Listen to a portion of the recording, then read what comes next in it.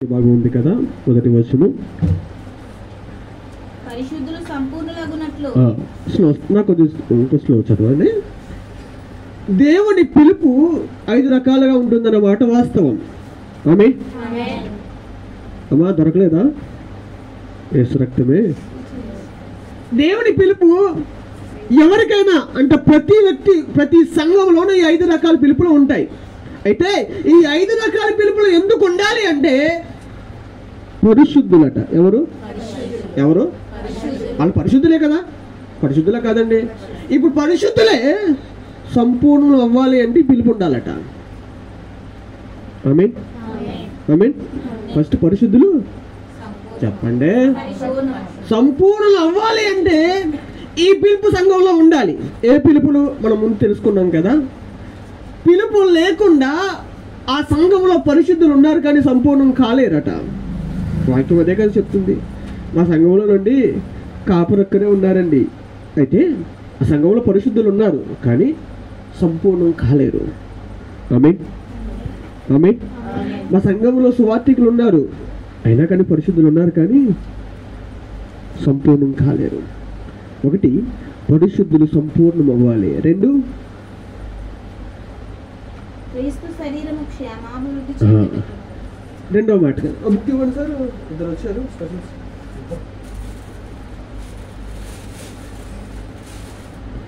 ఒకటి, పరిశుద్ధులు ఏమవ్వాలి? ఏమవ్వాలి? పరిశుద్ధులు సంపూర్ణం అవ్వాలి. ఒకటి. 2, సంఘం ఏంటి చెప్పండి? సంఘం క్షేమ అభివృద్ధి అవ్వాలి. క్షేమ అంటే ఏ గొడవలు లేకుండా అభివృద్ధిలోనికి, అంతే కదా అర్థము? హలో, ఏ గొడవలు లేకుండా అభివృద్ధిలోనికి వెళ్ళడానికి ఫస్ట్ పరిశుద్ధులు సంపూర్ణం అవ్వడానికి, క్రీస్తు సంఘం లేదా క్రీస్తు శరీరము క్షేమాభివృద్ధి పొందడానికి, 3, పరిచర్య ధర్మం సాఫీగా వెళ్ళిపోవడానికి. ఆమేన్. పరిచర్య ధర్మం సాఫీగా వెళ్ళిపోవడానికి ఈ 5 పరిచర్యలు మందిరంలో ఉండాలి. ఆమేన్. నిజంగా ఒక సేవకుడిగా చెప్తున్నాను, నిజం. ప్రతి సంఘంలోనూ 5 పరిచర్యలు ఉంటాయి. ఆమేన్ చెప్పండి. ఆమేన్. ప్రతి మందిరంలోని 5 పరిచర్యలు ఉండి తీరాలి. అయితే అసలు ప్రాబ్లం వల్ల ఎక్కడి అంటే ప్రవచనం చెప్పే వాళ్ళందరూ ప్రవక్తలు కాలేరు. మీకు చెప్పిన మాట మీకు బాగా అర్థమైందా? ప్రాఫెసీ వరము ఉంది, ప్రవక్త అభిషేకము 2 వేరు కదా. ప్రవక్త పిలుపు ఉంది, ప్రాఫెసీ వరము ఉంది. ప్రవచన వరము ఉంది, ప్రవక్త పిలుపు 2 ఒకటే అంటారా? 2 వేరు.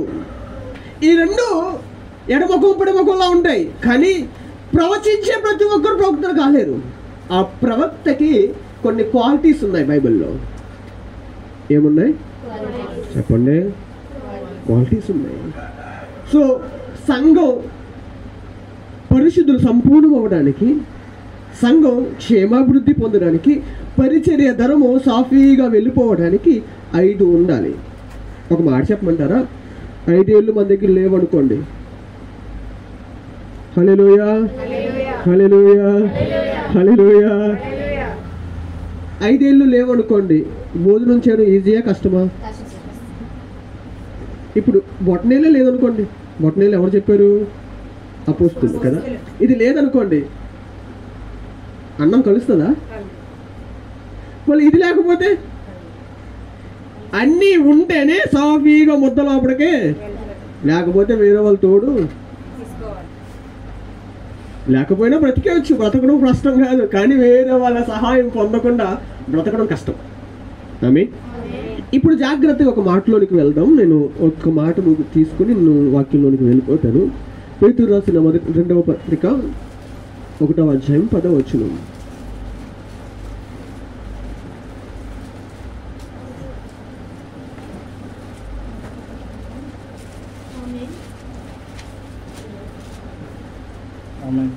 చదువుతారా? పేతురు రాసిన 2వ పత్రిక 1వ అధ్యాయము 10వ వచనం. అందువలన సహోదరులారా, మీ పిలుపును ఏర్పాటును నిశ్చయము చేసుకొనుటకు మరి జాగ్రత్త పడుడి. ఆమేన్. ఈ మాట మీకు బాగా అర్థమైతే చాలా సంతోషంగా ఉంటుంది. ఎందుకంటే పేతురు సంఘానికి మూల స్తంభం కదా. సంఘానికి మూలం ఎవరు? సంఘానికి పునాది ఎవరు చెప్పండి? ఈ పేతురే అంటున్నాడు, సహోదరులు అని ఎవరు పిలుస్తామండి? బయట వాళ్ళు పిలుస్తారా? లోపల ఉన్న వాళ్ళే కదా పిలవాలి. అంటే క్లోజ్గా ఉన్న వాళ్ళు సహోదరులు అని పిలుస్తాం కదా. సో వాళ్ళని పిలుస్తూ అన్నాడు, మీ పిలుపు, మీ ఏర్పాటు, మీ పిలుపు, మీ ఏర్పాటు కన్ఫర్మ్ చేసుకోవడానికి పిలుపు లేదా? ఉంది. ఏర్పాటు లేదా? ఉంది. ఆ ఏంటో తెలుసుకోవడం కోసం ఏం పడాలి? ఏదో ఒకటి ఉందలే అండి, ఎందుకండి ఏముంటాయి ఏంటి అన్న ఫీలింగ్లో బ్రతికేస్తున్నాం కదా. ఐ మీన్ ఏదో ఒకటి, ఏదైతే ఉంది కొంచెం లోకంలో సామెత నలుగురితో ఇంకా ఏదో ఒకటి పోదాం, సువార్త చెప్తున్నాం, లేకపోతే అన్నిటిలోనూ ఒక్కొక్క ఏళ్ళు ఎడుతున్నాము, పాస్టర్ గారు కానుకలు ఇస్తున్నాము, పోదాం. ఇది చాలా మందిలో ఉండే మామూలు ఆలోచన. అయితే వాక్యం చెప్తుంది, నీ పిలుపు, నీ ఏర్పాటును కన్ఫర్మ్ చేసుకోవడానికి ఏం పడాలి? అంటే ఇప్పుడు ఈ మాట మీతో ఎందుకు పంచుకుంటున్నాను అంటే, రాబోయే ప్రతి సెక్షన్ కూడా జాగ్రత్తగా విని కన్ఫర్మ్ చేసుకుంటాం. ఏదో విన్నామా ఇలా వదిలేస్తామని మన మెసేజ్లన్నీ ఇలాగే ఉంటాయి కదా. ప్రతి ఆదివారం వాక్యం వింటాం, వెంటనే మర్చిపోవడంలో స్పెషలిస్టులు. దేవుడు క్రైస్తవులకు అలాంటి కృపనిచ్చారు. ఇది అలాంటి క్లాస్ కాదు. జాగ్రత్త పడాలి. దేనికి అంటే మన పిలుపేంటో, మన ఏర్పాటు ఏంటో మనము తెలుసుకోవడానికి మనమే ఎవరో ఇంకొకరు కాదు. నేనే మీకు మాట చెప్పమంటారా? నేను 2003 నుంచి 2006 వరకు బైబిల్ ట్రైనింగ్లో ఉన్నాను కదా. ఆ తర్వాత చాలా కాలం ప్రభు పరిచయంలో కొనసాగిపోయాను, గుడ్డెద్దులో చేయలేమన్నట్టు. ఆ తర్వాత ప్రభు మాట్లాడితే 21 రోజు ఉపవాసం ఉండి నేను కన్ఫర్మ్ చేసుకున్నాను. దేవుని మహాకృప. మీరు చాలా రోజులుగా ప్రార్థిస్తూ ఉండొచ్చు. ఒక డేలోనే ఒక కన్ఫర్మేషన్ మనకి రాబోతూ ఉన్నారు. సో ఈ కన్ఫర్మేషన్ మీకు రాబోతున్నందుకు ఇప్పుడు ఎలా ఉండాలి? చాలా జాగ్రత్తగా. మీ మనసంతా కూడా ఇంట్లో ఉన్న కూరల మీద కానీ, స్కూల్కి వెళ్ళిన పిల్లల మీద కానీ, నిద్ర మీద కానీ మనసు పెట్టకుండా ఇక్కడే పెట్టుదుముగాక. ఆమేన్. జాగ్రత్తగా వాక్యంలోనికి వెళ్ళిపోదాం. ఎఫెసీ రాసిన పత్రికలోంచి మనం ఇందాక చదువుకున్నాం కదా. 1 అపోస్తులు చెప్పండి, 2 ఆమేన్. దేవుడు తన పరిచర్య ఎప్పుడైనా ఒక ఉన్నతమైన స్థాయికి తీసుకువెళ్ళాలి అంటే చతకబడిపోయిన స్థితి నుండి చతకబడిపోయిన స్థితి నుండి అత్యున్నతమైన స్థాయికి లేపాలి అని అనుకుంటే ఆయనకి గుర్తొచ్చే వాళ్ళు ప్రాఫిట్స్. మీకు బాగా గుర్తుంది కదా, ఏలీ జీవితంలో, ఆ పరిస్థితుల్లో సేవ మొత్తం నాశనం అయిపోయింది. దేవుడి మందిరంలోకి వచ్చి ధూపం వేసే అమ్మాయిలు కూడా రాలేని పరిస్థితిలో ఉన్నారు. ఇప్పుడు లేచాడు ఒక్కడు. ఆ ఒక్కడు సేవని ఉన్నతమైన స్థాయికి తీసుకెళ్ళిపోయాడు. బైబిల్లో మీరు ఎక్కడ చూసినా ప్రవక్త స్థాయి అత్యున్నతమైంది. ఎందుకు అంటే మనం ముందు తెలుసుకుందాం. ఒకవేళ దేవుడు నిన్ను ప్రవక్తగా ఎన్నుకుంటున్నారని నువ్వు నిశ్చయించుకోగలిగితే నీ స్థాయి సామాన్యమైన స్థాయి కాదు. నమ్ముతున్నావా? నమ్ముతేదో చెప్పండి. నమ్మితే నమ్ముతున్నాను, నమ్మకపోతే నమ్మట్లేదని చెప్పండి. ఎందుకు అంత ఫీల్ అవుతున్నారు? ఆమేన్. నమ్ముతున్నారా? ఎవరినైనా దేవుడు ఒక ప్రవక్తగా నేను నియమించుకుంటున్నానని వాక్యం ద్వారా మీకు కన్ఫర్మ్ అయితే మీ స్థాయి ఇప్పుడు చాలా చిన్నదిగా ఫ్రీగా కూరలో కరివేపాకులో ఉండొచ్చు, కానీ దేవుని ఉద్దేశంలో నీ స్థాయి టాప్. ఆమేన్. ఇది నాకు ఇవ్వబడిన సందర్భంలో చాలా స్పీడ్గా వెళ్ళాలి, ఎందుకంటే నాకు ఇచ్చిన సమయంలో ఆల్రెడీ నేను 10 నిమిషాలు వాడేసాను. హల్లెలూయా, హల్లెలూయా.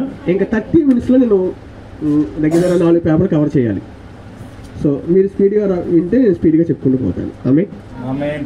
దేవుని వాక్యంలోనికి వెళ్ళిపోతాం. పేతురు రాసిన పత్రిక మనం చదువుకున్నాం కదా. సో ప్రాఫిట్ ఎవరు చెప్పండి? ప్రవక్తల పిలుపు మనము కలిగి ఉంటే, నేను ప్రవక్త పిలుపు కలిగి ఉన్నాను అన్న దానికి నిదర్శనం కొన్ని సూచనలు బైబిల్లో చాలా మంది ప్రవక్తల దగ్గర నుంచి మనం చూసుకుంటాం. ఇది మీన్ ఈ ప్రవక్త ఇలా బ్రతికాడు, సో ఈ ప్రవక్త ఇలా ఉన్నాడు, ఈ ప్రవక్త ద్వారా ఇది నేర్చుకున్నామని కొంతమంది ప్రవక్తలు తమ బ్రతికిన విధానం ఒకవేళ దాంట్లో గోరంతన్నా కొండంతన్నా మన దగ్గర ఉంటే మన పిలుపు అదే అని కన్ఫర్మ్ చేసుకోగలకి ముందుకు వెళ్ళచ్చు. ఆమేన్, ఆమేన్, హల్లెలూయా. బైబిల్లో ఒక ప్రవక్త దేవుని చేత పిలువబడిన తర్వాత ఆ ప్రవక్తకి దేవునికి మధ్య ఒక మంచి బాండ్ కలుగుతుంది, సంబంధం కలుగుతుంది. ఆమేన్. మొదటి పాయింట్, ఒక ప్రవక్త తను పిలువబడిన తర్వాత ఆ పిలుపులో ఒక మంచి బాండ్ లేక మంచి సంబంధం కలుగుతుంది. ఏం కలుగుతుంది? ఎలాంటి సంబంధం అంటే చూద్దాం ఒకసారి. అబ్రహాము గురించి ఆదికాండము 18వ అధ్యాయము 1-2 వచనాలు రాసుకొని తీయద్దు. ఆదికాండము 18వ అధ్యాయం 1-2 వచనాలు. మంచి సంబంధం ఎలా ఉంటుంది అంటే సహజంగానండి, రాసుకున్నాక నా వైపు చూడండి. ఇప్పుడు నేను ఎవరో తెలియకుండా మీ ఇంటికి వచ్చాను అనుకోండి, నన్ను పలకరించగలరా? మీరేం చెప్పట్లేదు, ఏం చెప్పినా నోటితో చెప్పండి, బుర్రతో కాదు కదా. సో నేను ఎవరో తెలిస్తే మీ ఇంటికి రాగా నన్ను praise lord brother, praise lord అన్నయ్య, ప్రైజ్ లార్డ్ అని బాగున్నారా అని అంటారు కదా. ఎవరో తెలియాలి. అలాగే బైబిల్లో రాయబడింది, అబ్రహాం ఇంటికి యేసు ప్రభువు దిగి వచ్చారట. యేసు ప్రభువు అని అబ్రహాంకి తెలియకపోయి ఉంటే వెళ్ళి ప్రైజ్ లార్డ్ చెప్పగలరా, రండి అని ఇంట్లోకి తీసుకెళ్ళగలరా? ఈ యేసు ప్రభు అంటే అబ్రహాంకి తెలుసు, అది బాండ్. ఇదేనా మన దగ్గరికి ఏదైనా ఒక మాట వచ్చింది అనుకోండి, వాక్ వచ్చింది అనుకోండి, ప్రతి దాన్ని యేసు ప్రభు వాక్కుతోనే పోలు చేసుకుంటున్నాం కదా.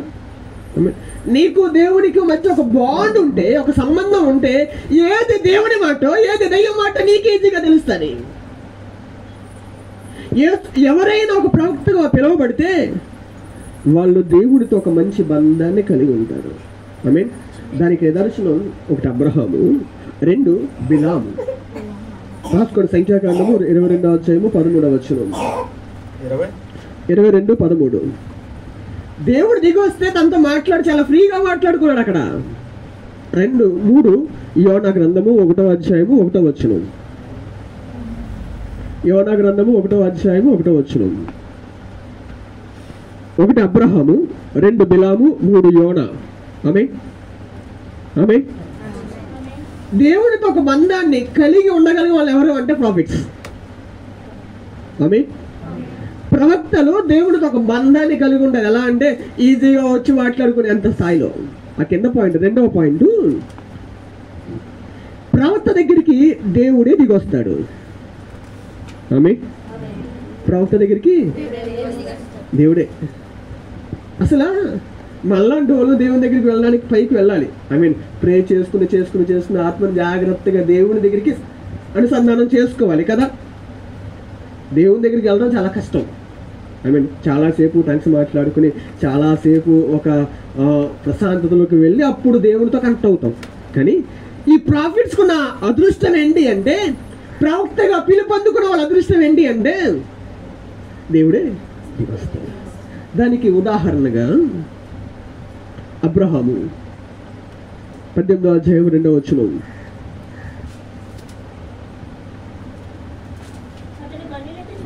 చదవకన్నా రాసుకోండి. అబ్రహాము 2 బిలాము 22:9. సంఖ్యాకాండం 22వ అధ్యాయం 9వ వచనం. 3 ఇర్మియా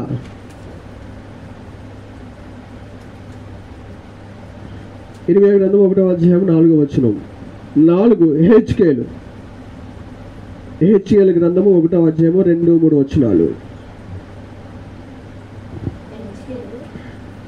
1వ అధ్యాయము 2, 3 వచనాలు.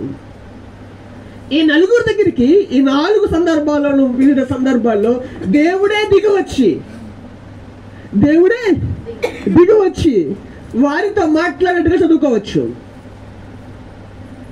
దేవుడే ప్రాఫిట్స్కి దేవుడు మనం వెళ్ళి ప్రభుతో మాట్లాడాల సందర్భాలు చాలా ఉంటాయి, కానీ అక్కడ రాయబడిన మాట దేవుడే దిగి వచ్చాడట.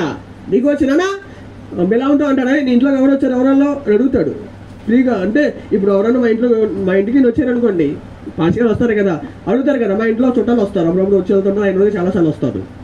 సో ఎవరు వచ్చారండి అని అడుగుతారు కదండి, సహజంగా జరుగుతుందా లేదా? అలాగా దేవుడు భూమి మీద దిగి వచ్చి బిలాము ఇంట్లోకి వెళ్ళి, బిలాము నీ ఇంట్లోకి వచ్చారు కదా ఎవరల్లో.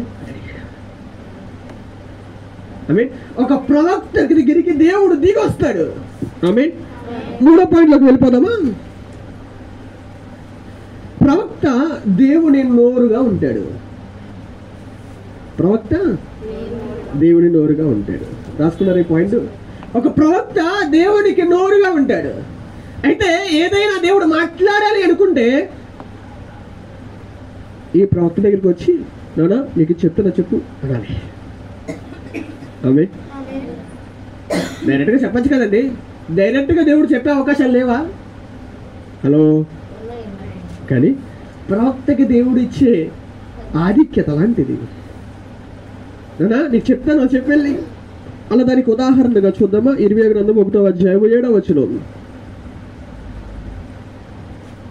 ఉదాహరణలో మొదటి 20 గ్రంథం 1వ అధ్యాయము 7వ వచనం. 2 ఏలియా రాజుల మొదటి గ్రంథము 17వ అధ్యాయము 1వ వచనం.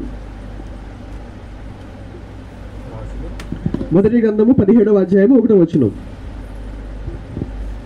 తర్వాత గాదు 2వ సమూయేలు గ్రంథము 24వ అధ్యాయము 11 నుంచి 13 వచనాలు. గాదు 2వ సమూయేలు 24 11 నుండి 13 వచనాలు.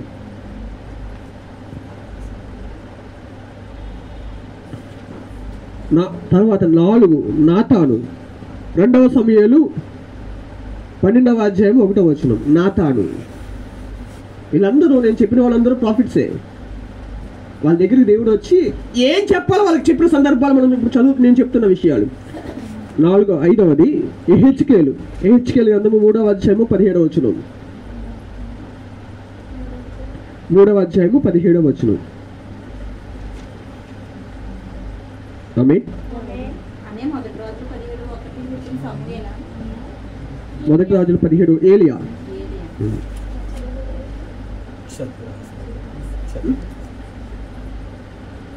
ఓకేనా? 3 అయ్యే. 1 నేను పాయింట్స్ 3 అయ్యే పాయింట్స్లోకి వచ్చాను. నేను రెఫరెన్స్లు మీరు కౌంట్ చేసుకోండి, ఆల్రెడీ కౌంట్లో ఉన్నాయి కాబట్టి రెఫరెన్స్ మీ కౌంటింగ్. నేను పాయింట్స్ మాత్రం చెప్తున్నాను. పాయింట్స్ 3 పాయింట్స్ అయ్యాయి. ఫస్ట్ పాయింట్ ఏంటి? ఒక సంబంధం ఉంటుంది. 2వ పాయింట్ ఆమె. 3వ పాయింట్ ఆమె. 4వ పాయింట్లోకి వెళ్ళిపోదామా? ప్రవక్త అన్న పదాన్ని హిబ్రూలో నబీ అని పిలుస్తారు. ఏం పేరు? అంటే మన పాస్టర్ గారు వాళ్ళ అబ్బాయి పేరు ఉంది కదా, ఆ పేరే. ఆమె. ఈ నబీ అన్న పేరుకి అర్థం ఉప్పొంగడం అని అర్థం. నబీ అన్న పేరుకి అర్థం ఉప్పొంగడం అని అర్థం. లేకపోతే ఇంకొక భాషలో రిజాయిస్, సంతోషించడం అని అసలు. నబీ అన్న పేరుకి ఉప్పొంగడము, రిజాయిస్, సంతోషించడం అని కూడా వచ్చింది. అయితే ఒక ప్రవక్త దేనిలో సంతోషించగలడు? దేనిలో తన హృదయం హ్యాపీగా ఉంటుంది? దేవుళ్ళలోనే కదా. ఆమేన్. ఆమేన్. ఇలా ఈ పాయింట్లో నేను కొన్ని సి పాయింట్స్ కూడా చెప్తాను. ఈ ఒక దాంట్లో సి పాయింట్స్ కూడా వస్తాయి. ఒక వ్యక్తి దేవుళ్ళలో సంతోషించగలిగితే అసలు ఎలా ఉంటాడు తను అంటే కొన్ని పాయింట్లు చెప్తాను చూడండి. దేవుళ్ళు సంతోషించేవాడు హృదయంలో సంతోషిస్తాడు. అయితే ఈ హృదయంలో చాలా ఆశలు, కోరికలు ఉంటాయి కదా, చాలా ఆలోచనలు ఉంటాయి. అందుకే హిర్మియా గారు అంటారు, హృదయం ఘోరమైన, మోసకరమైంది, ఘోరమైన, దాంట్లో బోల్డ్ వ్యాధి ఉందట. ఏంటది అంటే జ్వరం తగ్గిపోద్ది కదా. వ్యాధి తగ్గడానికి ఎక్కువ టైం పడుతుందా? జ్వరం తగ్గడానికి ఎక్కువ టైం పడుతుందమ్మా కదా. సో హృదయాన్ని ప్రవక్త ఎలా పోలుస్తానంటే వ్యాధి అంటున్నాడు. అయితే ఇప్పుడు ఒక ప్రవక్త దేవుడిలో సంతోషిస్తే హృదయం కూడా దేవుడిలో సంతోషిస్తుంది కదా. ఇప్పుడు దేవుడి హృదయంలో ప్రవక్త హృదయం సంతోషిస్తున్నప్పుడు జరిగే కొన్ని పనులు మేము ముందు పెట్టాలని ఆశపడుతూ ఉన్నాడు. ఆమేన్. ప్రవక్తకి మనుషులందరికీ తమ సొంత ఇష్టాలు ఉంటాయి, సొంత ఆలోచనలు ఉంటాయి కదా. హలో, ఉంటాయి కదా. సో ప్రవక్తకి మాత్రం సొంత ఇష్టాలు ఉండవు. ఏముండవు? ఇదొక పాయింట్. 4వ పాయింట్లో కీ పాయింట్స్ ఇవి. సొంత ఇష్టాలు ఉండవు. దానికి ఉదాహరణగా హోషియా గ్రంథము, హోషియా గురించి రాయబడి ఉంటుంది. హోషియా గ్రంథము 1వ అధ్యాయము 2-3 వచనాలు. అక్కడ హోషియాని దేవుడు పిలిచి అంటాడు, నానా ఇశ్రాయేలు తప్పులు చేస్తున్నారు, వాళ్ళ కోసం నువ్వు వెళ్ళి వ్యభిచారిని పెళ్లి చేసుకో అంటాడు. ఎవరిని? వ్యభిచారం చేసే అమ్మాయిని వెళ్ళి పెళ్లి చేసుకోమంటాడు. అసలు మామూలుగానే ఒక రాంగ్ వేలో వెళ్ళిన అమ్మాయిని పెళ్లి చేసుకోవడమే కొద్దిగా కష్టం కదా. కానీ దేవుడు హోషియా అంటాడు, నన్ను వెళ్ళి చేసుకో అనగానే మారు మాట్లాడకుండా వెళ్ళి పెళ్లి చేసుకొచ్చేస్తాడు. 1. 2 ఎహెజ్కేలు గురించి రాయబడి ఉంటుంది. 1 ఎహెజ్కేలు గ్రంథము 4వ అధ్యాయము 4వ వచనం. అక్కడ రాయబడి ఉంటుంది, ఎహెజ్కేలుతో ఫస్ట్ మనిషి మలాన్ని తినమంటాడు. మనిషి మలం అంటే తెలుసు కదా మీకు, నేను తెలుగులో చెప్పాల్సిన పని లేదు కదా. సో మనిషి మలాన్ని తినమంటే ప్రవక్త బాధపడ్డాడని గో మలాన్ని ఇస్తాడు, పశువు మలాన్ని తినమంటాడు.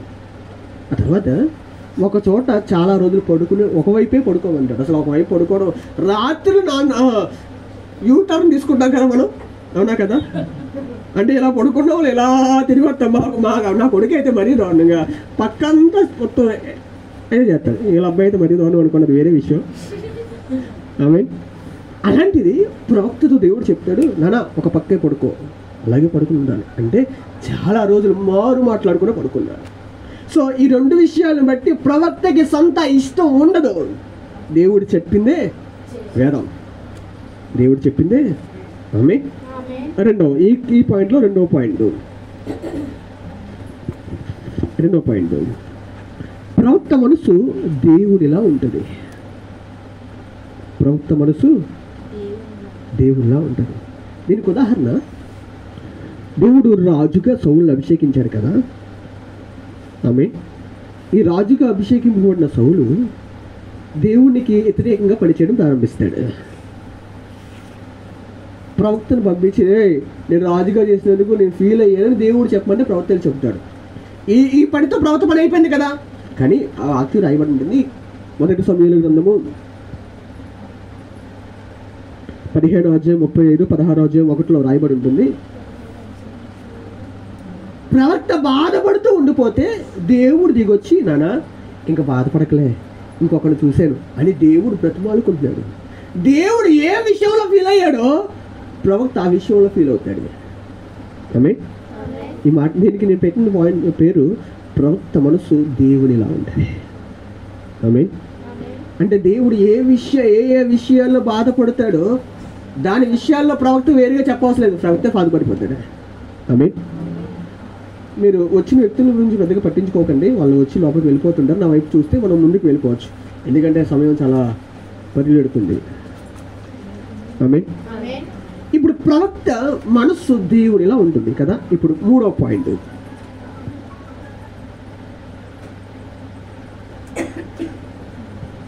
దేవుని మనస్సు ప్రవక్తకి అర్థమవుతుంది.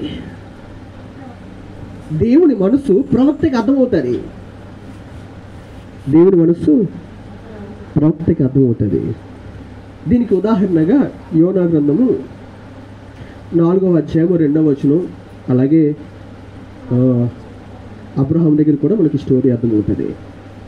దీనికి ఉదాహరణ చెప్పాలి కదా. దేవుడు యోనాని ఒక ప్రాంతం మీద కోపం వచ్చింది, వెళ్ళి మాట్లాడమని చెప్తాడు కదా. అయితే యోనా గారు తెలివైన వాళ్ళు కాబట్టి వేరే ప్రాంతానికి వెళ్ళారు కదా. ఈ యోనా వేరే ప్రాంతానికి వెళ్ళిన తర్వాత ఈ తెలివైన యోనాని తెలివైన దేవుడు ఇంకా తెలివిగా అక్కడ తీసుకొచ్చాడు. ఇది తీసుకొచ్చిన తర్వాత దేవుడు ప్రకటించమన్న మాట యోనా ప్రకటించేశాడు. యోనా చెప్పిన ఒక రోజులో మొత్తం అందరూ మారిపోయారు.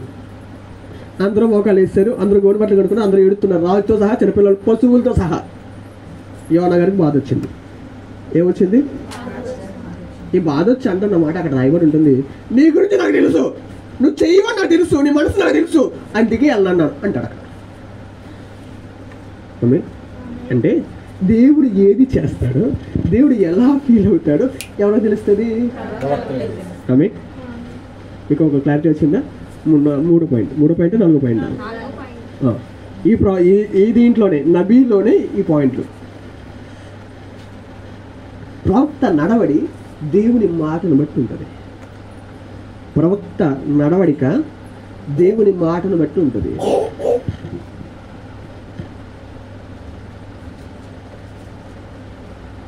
ప్రవక్త నడవడిక దేవుని మాటను బట్టి ఉంటుంది. దీనికి ఉదాహరణ ఒకటి బిలాము. సంఖ్యాకాండం 22వ అధ్యాయము 13వ వచనం. సంఖ్యాకాండం 22వ అధ్యాయము 13వ వచనం.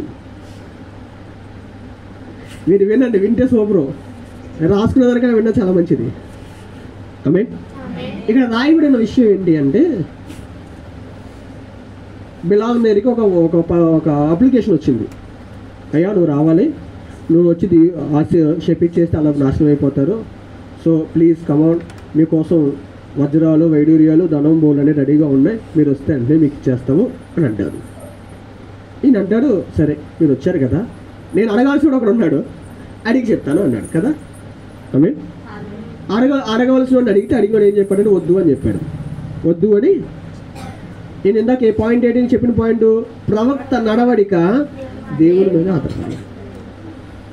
దేవుడు అన్నాడు వద్దు అని. బిలాము ఆగిపోయాడా లేదా అంటే, ఫస్ట్ ఆగిపోయాడు, ఇది మన పాయింట్. తర్వాత వెళ్ళాడు, తర్వాత నష్టపోయాడు, అది సెకండ్ విషయం.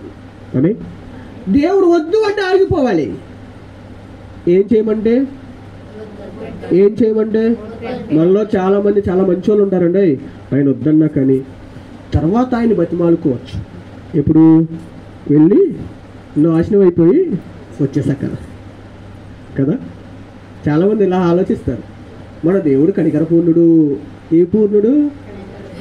సో వెళ్ళి నాశనం అయిపోయి వచ్చేసాక, చెడిపోయాను ప్రభువా నీ మాట వినక,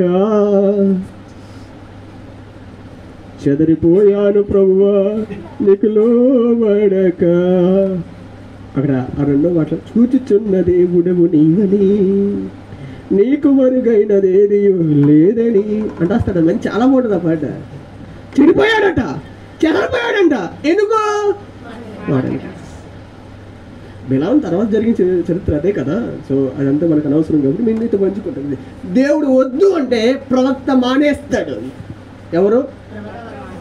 మళ్ళాంటి వాళ్ళు దుకే ముందుకి చీకట్లో రాయెత్తే ఏదన్నా తగులుతుంది. ఆమె రెండవ ఆయన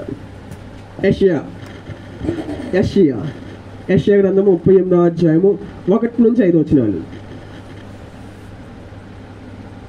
రాజు అయిన హిజ్కియా, ఎవరండి? హిజ్కియాకి రోగం వచ్చింది. ఈ రోగం వస్తే దేవుడు ఈ యెషయా గారు అన్నారు కదా, ఈయన పంపించి బాబు నువ్వు వెళ్ళు అన్నాడు. ఏం చెప్పమంటావు? చచ్చిపోతాడని చెప్పు. ఏం చెప్పాలి? చచ్చిపోతాడని చెప్పు. సరే ప్రభా అని వెళ్ళాడు. చెప్పాడు కదా. చెప్పిన వెంటనే ఆయన ఎలా గోడ వైపు తిరిగాడు, ఏసు రక్తం కాసేపు ప్రార్థన చేశాడు, దేవుడు ఆలకించేశాడు. ఈయన కొంచెం అలా బయటికి వెళ్ళాడంటే, ఎంత దూరం కాదు, జస్ట్ బయటికి వెళ్ళాడంటే మళ్ళీ వచ్చేసింది దేవుని వాక్కు. నానా నువ్వు చెప్పావు కదా, నువ్వు చెప్పమనే చెప్పాను కదా ప్రభా, నువ్వు చెప్పమనే చెప్పాను కదా, అది క్యాన్సిల్ అని చెప్పు. అది క్యాన్సిల్ అని మనం చెప్తామండి. చెప్పమన్నారు ఎవరో, మరి క్యాన్సిల్ అని చెప్పమని చెప్తుంది కూడా ఆయనే కదా.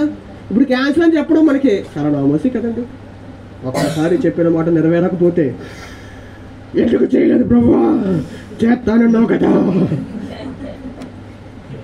అని నువ్వు అన్నావు కదా, నాకు చేయట్లేదు కదా.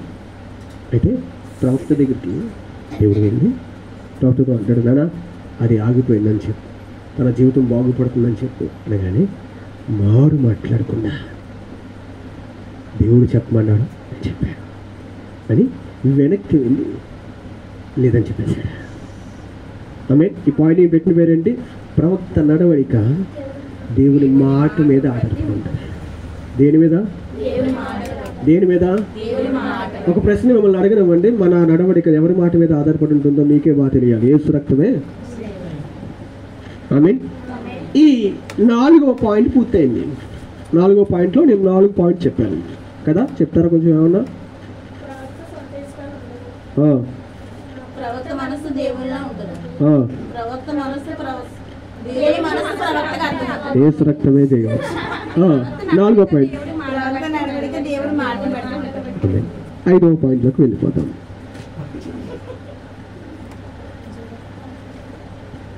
దేవుడు ప్రవక్తతో తను చేసే పని చెప్పుకుంటాడు. ఎవరితోటి? దేవుడు ప్రవక్తతో తను ఏ పని చేయబోతున్నాడో ముందు చెప్తాడు. ఆమె దానికి ఉదాహరణ మీకు చాలా ఉదాహరణలు తెలుసు అనుకోండి. సో నేను చెప్పాలి కదా.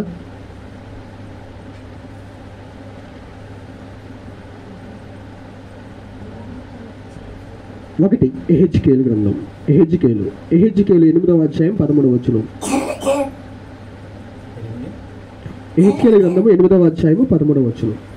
ఎహెజ్కేలు 8:13. Praise the lord. రెండవది అబ్రహాము. ఆదికాండము 18వ అధ్యాయము 17వ వచనం. ఎహెజ్కేలు అక్కడ ఇశ్రాయేలు చేస్తున్న ఆ యదవ పనిని ఎహెజ్కేలుకి చూపిన సందర్భం అక్కడ ఎహెజ్కేలు 8వ అధ్యాయం 13వ వచనంలో. 2 అబ్రహాము.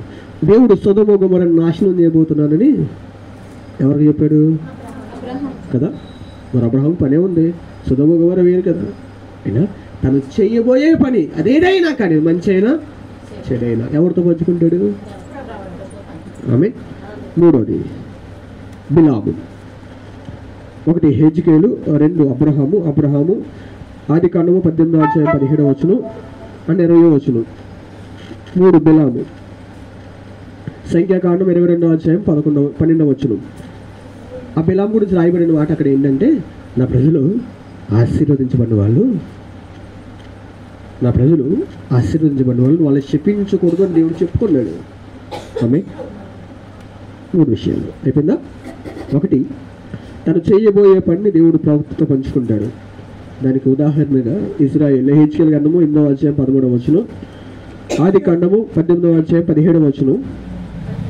సంఖ్యాకాండం 22వ అధ్యాయం. ఆదికాండం 17, 18, 17, 17 నుంచి 20 వరకు.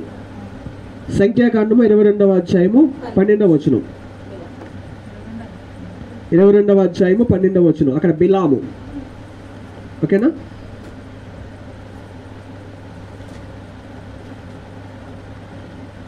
సరే. 6వ పాయింట్. ప్రవక్త తన ప్రజలు లేక తన దేశం నాశనం కాకూడదని కోరుకుంటాడు.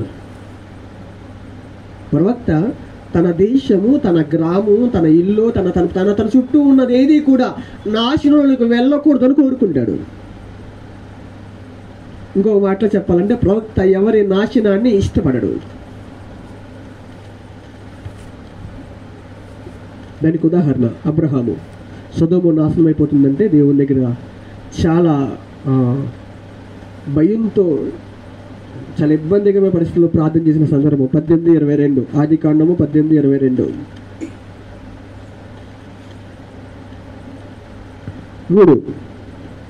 2 ఏలియా. 1 రాజులు 18:42.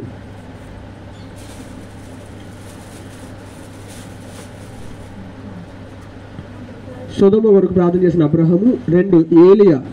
ఇజ్రాయేలు కరువులో అయినా బాధపడి దేవుని వైపు తిరగాలి అని, నాశనం అయిపోకుండా దేవుని వైపు ఉండాలని కోరుకున్న ప్రవక్త. 3 మోషే.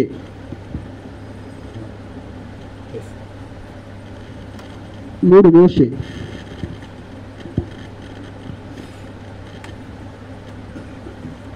సంఖ్యాకాండము 14వ అధ్యాయం 19వ వచనం. ఇశ్రాయేలు దేవుడు క్షమించాలి అని దేవునికి అడ్డంగా నిలబడిన వ్యక్తి మోషే. 4 ఎహెజ్కేలు.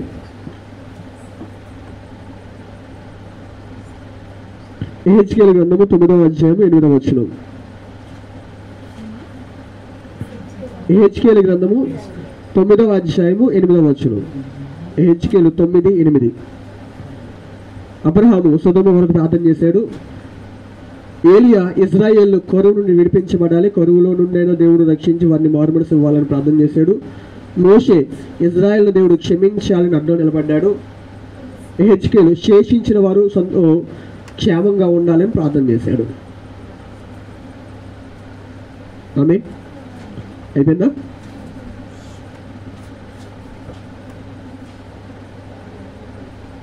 ఏడో పాయింట్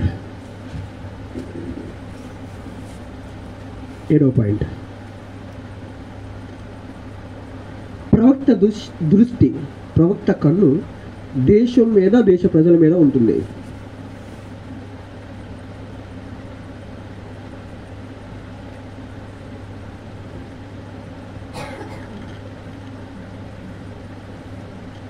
ప్రవక్త దృష్టి దేశము, దేశ ప్రజల మీద ఉంటుంది. దానికి పాయింట్లు.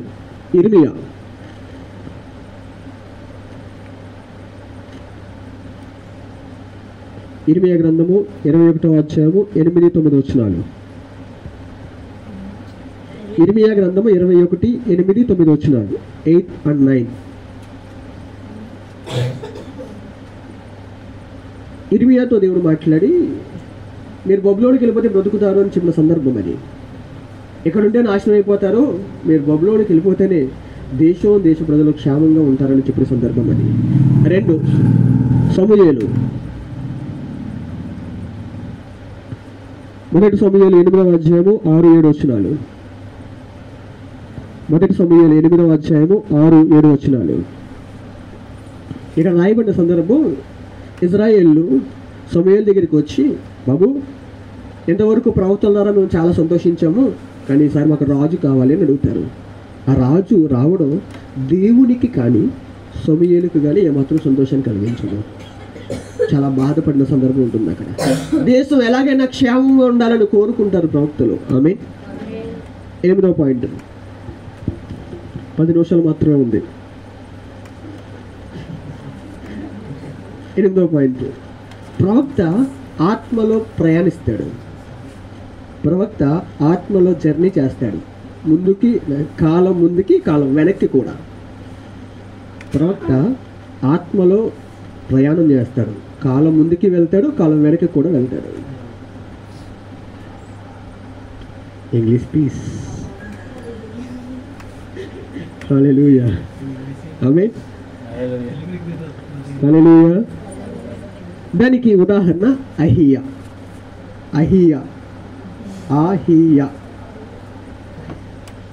ప్రవక్త పేరు అహియా. రాజుల మొదటి గ్రంథము 14వ అధ్యాయము 6వ వచనం. రాజుల మొదటి గ్రంథము, 1 Kings chapter 14 verse 6 అంటేనా? ఆమేన్. 2 ఎలీషా. అక్కడ అహియా యెరోబాము భార్య వేషం మార్చుకుని వచ్చిన సందర్భం ఉంటుంది. అక్కడ యెరోబాము అనే రాజు భార్య తను ఒక కూలీ వాళ్ళలాగా వేషం వేసుకుని వస్తే, పాపం ఈ పాస్టర్ గారు గుడ్డివారు, కళ్ళు కనపడవు. పాస్టర్ గారు మోసం చేద్దాం, ప్రవక్త గారు మోసం చేద్దాం ప్లాన్ వేసుకున్నారు యెరోబాము భార్య కలిసి. రాకముందే యెరోబాము ఇంటికాడ ఆ రాణి బయలుదేరుతున్నప్పుడే ఇక్కడ చెప్పేశాడు, అంటే తను ఉంటున్న ప్రాంతంలో ఇగో ఒక ఆవిడ వస్తుంది అని. మీన్ అలాగే ఎలీషా, రాజుల 2వ గ్రంథము 6వ అధ్యాయము 12వ వచనం. తనున్న ప్రాంతం నుంచి, తను ఎక్కడున్నాడు అక్కడ నుంచి శత్రు దేశంలో ఏం జరుగుతున్నాయి, వారి దేశం మీద ఎలాంటి ప్లాన్లు జరుగుతున్నాయి ముందే రాజుకి హెచ్చరిక పంపించేవాడు ఎలీషా. రాజుల 2వ గ్రంథము 6వ అధ్యాయము 12వ వచనం. 3 సమూయేలు మొదటి గ్రంథము 10వ అధ్యాయము 1 నుంచి చదువుకుంటే కనబడుతుంది అక్కడ. సమూయేలు మొదటి గ్రంథము 10వ అధ్యాయం. సమూయేలు సౌలును అభిషేకించిన తర్వాత సౌలు వెళ్ళిపోతూ ఉన్నప్పుడు ఏమేం జరగబోతున్నాయో సౌలుకి ముందే చెప్పేశాడు. ఆమె వెళ్ళడం ఇంకా ప్రారంభం కాలేదు, వెళ్తున్నప్పుడు ఏమేం చేయబోతున్నాడు, ఏమేం దేవుడు చేయబోతున్నాడు, ఏమేం జరగబోతున్నాయో ముందే చెప్పేశాడు సమూయేలు. అంటే ప్రవక్త కాలంలో ప్రయాణం చేస్తాడు. ఆమె ఎన్ని పాయింట్లు అయ్యే? ఇంకా 2 పాయింట్లు మిగిలి ఉన్నాయి. 9వ పాయింట్, ప్రవక్త శిష్యులను తయారు చేస్తాడు. ప్రవక్త శిష్యులను తయారు చేస్తాడు.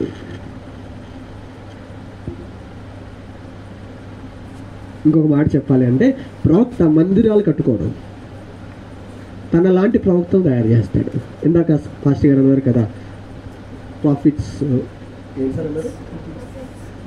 పాఠశాల, ప్రవక్తల పాఠశాల, ప్రవక్తల పాఠశాల ఉంటుంది. మనకి సంఘం ఉంది కదా, వాళ్ళకి సంఘం ఉండదు, మందిరాలు ఉండవు. ప్రవక్త అని పిలువబడుతున్న వాళ్ళకి మందిరాలు ఉండవు, పాఠశాలలు ఉంటాయి, స్కూల్స్ ఉంటాయి. స్కూల్లో ఏమి నేర్పిస్తారు అంటే తన దేవుని స్వరాన్ని ఎలా వింటున్నాడో వచ్చే పిల్లలు కూడా అలా వినేటట్టుగా నేర్పిస్తారు. ఆమేన్, హల్లెలూయా. దానికి ఉదాహరణ ఏలియా, రాజుల మొదటి గ్రంథము 19వ అధ్యాయము 16వ వచనం. ఎలీషాను తయారు చేస్తాడు. ఎలీషాతో పాటు చాలా గ్రామాల్లో చాలా మంది శిష్యులు తయారు చేస్తాడు. మీకు బాగా ఐడెంటిటీ ఉంటుంది. ఏలి ఆరోహణమయ్యే ముందు ఎరుకోకి గల్గాలకి అలా వెళ్తూ ఉంటారు కదా, అక్కడ వెళ్తున్న ప్రతి ప్రాంతంలోనూ ప్రవక్తల శిష్యులు తారసపడతారు. ఆమేన్, మీకు అర్థమైందా? వెళ్తున్నప్పుడు ఏలి ఆరోహణమైపోతున్నాడు అని ఎలీషాకి తెలిసినట్టుగానే ఉన్న ప్రవక్తలు కూడా తెలుస్తుంది. మీరు ఫాస్ట్గా వెళ్ళిపోతున్నారు తెలుసా నీకు అలా చదువుతారు. ఆమేన్. సో ప్రవక్తలు తన శిష్యుల్ని తయారు చేస్తారు, నాట్ చర్చ్. విశ్వాసుల్ని తయారు చేయరు. ఆమేన్. తనలా ప్రభు కొరకు నిలబడే వాళ్ళని తయారు చేస్తారు, తనలా రోషంగా నిలబడే వాళ్ళని తయారు చేస్తారు. 2, ఎలీషా తన తర్వాత గెహజీని తయారు చేశాడు, కానీ దెబ్బ అయిపోయాడు. ఆ తర్వాత 6వ అధ్యాయంలో అనుకుంటా, రాజుల గ్రంథము 6వ అధ్యాయం, 2వ రాజులు 1:6 రెఫరెన్స్ చెప్పాలి కదా. మొదటి రాజులు 19:16 చెప్పాను. 2వ రాజులు 2వ అధ్యాయం 3వ వచనం. 2వ రాజులు 2వ అధ్యాయం 3వ వచనం. 2వ రాజులు 4వ అధ్యాయము 12వ వచనం. 2వ రాజులు 6వ అధ్యాయము 1వ వచనం. ఆమేన్.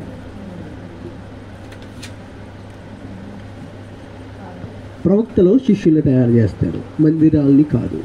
ఆమేన్, హల్లెలూయా.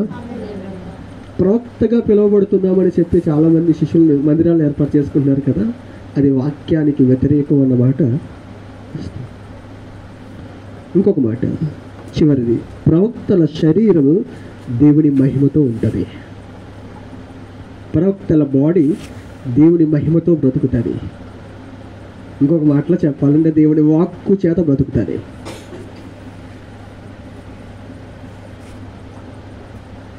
ప్రవక్తల బాడీ దేవుని మాట చేత మహిమ చేత బ్రతుకుతుంది. ప్రవక్త శరీరము దేవుని మహిమతో నింపబడి ఉంటుంది. దానికి ఉదాహరణ మోషే 40 రోజులు 2 సార్లు ఉపవాసం ఉన్నాడు. నేను 5 రోజులు 6 రోజులు ఉండడానికే తాగి వెళ్తే కానీ బతకలేకపోతున్నాను. ఆయన 40 రోజులు మంచిలు కూడా తాగలేదు. 2 సార్లు ఈచ్ వాటర్ కూడా తాగకుండా 2 సార్లు ఉపవాసం ఉన్నాడు. ఆమేన్. దాని గురించి మీకు వివరం తెలుసు కదా, అందుకే నేను రెఫరెన్స్ ఇవ్వట్లేదు. 2, ఏలియా చాలాసార్లు ఉపవాసం చేశాడు. అలాగే 2 సార్లు కొంచెం 2 అప్పాలు తిని 40 రోజులు ఆకుండా ప్రయాణం చేశాడు. 40 రోజులు ప్రయాణం గుర్రాల మీద కాదండి, నడిచి. ఎన్నిసార్లు తిన్నాడు? నేను ఒక పూట తిని, ఇక్కడ నుంచి అమలాపురం వెళ్ళాలి అంటే కనీసం ఏం తినకపోయినా అక్కడ టీ తాగాలి, మధ్యలో టీ తాగాలి, అక్కడన్నా టీ తాగాలి. నా పరిస్థితి అది. ఎక్కడైనా ఆగి ఖచ్చితంగా ఇదొకటి తాగితే తప్ప వెళ్ళలేను, లేకపోతే ఇది అయిపోతున్నట్టుగా ఫీల్ అవుతాను. సో కానీ ప్రవక్తకి 2 సార్లు దేవుని దూత తీసుకొచ్చి ఆహారం పెట్టింది, కొంచెం 40 రోజులు ప్రయాణం చేశాడు. ఆమేన్. 3వది యేసుక్రీస్తు 40 రోజులు కొండ మీదే ఉండిపోయాడు. యేసు ప్రభువు ఉపవాసం. ప్రవక్తల శరీరం దేవుని మహిమ చేత బ్రతుకుతుంది.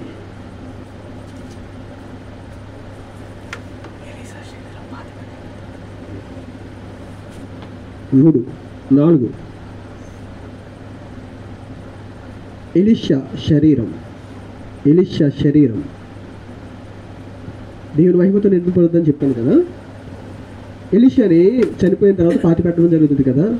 అది పాతి పెట్టబడిన బాడీ ఎముకల మీదకి వేరే వ్యక్తిని తీసుకొచ్చి పడుకోబెడతారు చచ్చిపోయిన ఆయన్ని. ఎముకల మీద ఉన్న మహిమట చచ్చిపోయినను బ్రతికించేసిందంట. ఈ మాటను బట్టి మనం నేర్చుకోవాల్సింది, ప్రాఫిట్స్ బాడీ దేవుని మహిమ చేత బ్రతుకుతుంది, ఫుడ్తో కాదు. నేను ప్రవక్తని, నాకు ప్రవచనం వస్తుంది, కానీ 3 పూట్ల తింటే కానీ బ్రతకలేను. యేసు రక్తమే.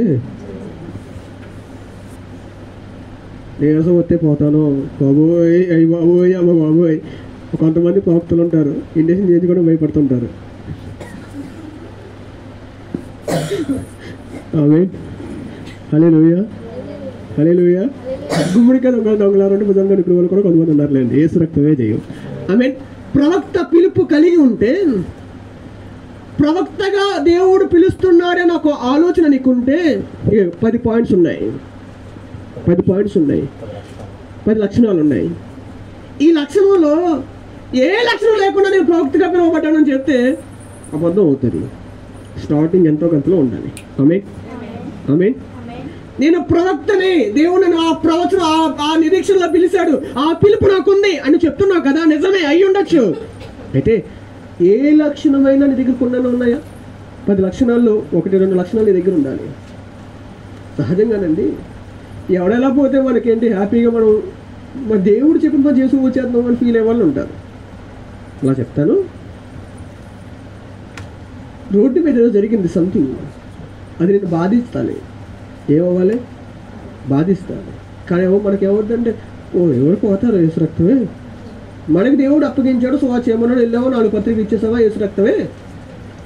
ఇలా కాదు. ప్రవక్త ఫీలింగ్స్ ఎలా ఉంటాయంటే, అక్కడ ఏదైనా జరుగుతుందంటే దానికి ముందు ఈయన ఫీల్ అయిపోతాడు. దేవుడు ఎంతగా ఫీల్ అవుతాడో తర్వాత విషయం, కానీ దేవుడు ఫీల్ అవుతాడని ముందు ప్రవక్త ఫీల్ అవుతాడు. ఆమేన్. దేవుడు ఫీల్ అవుతాడని ముందు ఈయన ఫీల్ అవుతాడు. ప్రవక్త పిలుపును కలిగి ఉంటే ప్రవక్త మనసు నీకు రావాలి. ఆమేన్, ఆమేన్. ప్రవక్త పిలుపు నువ్వు అందుకోగలిగితే, నాకు ప్రవక్త పిలుపు ఉందండి అని చెప్తే, ఆ ప్రవక్త పిలుపులో నీకు 10 లక్షణాలు ఉన్నాయి. ఏదో ఒక లక్షణం నేను తాకితే ఆ పిలుపులోనికి వెళ్ళడానికి అవకాశం ఉంది. ఏ లక్షణం తాకుండా పిలుపు అందుకున్నాను నువ్వు చెబితే, ఇప్పుడే ప్రారంభించము గాక. దేవుడు అలాంటి కృప మనకు గ్రహించును గాక.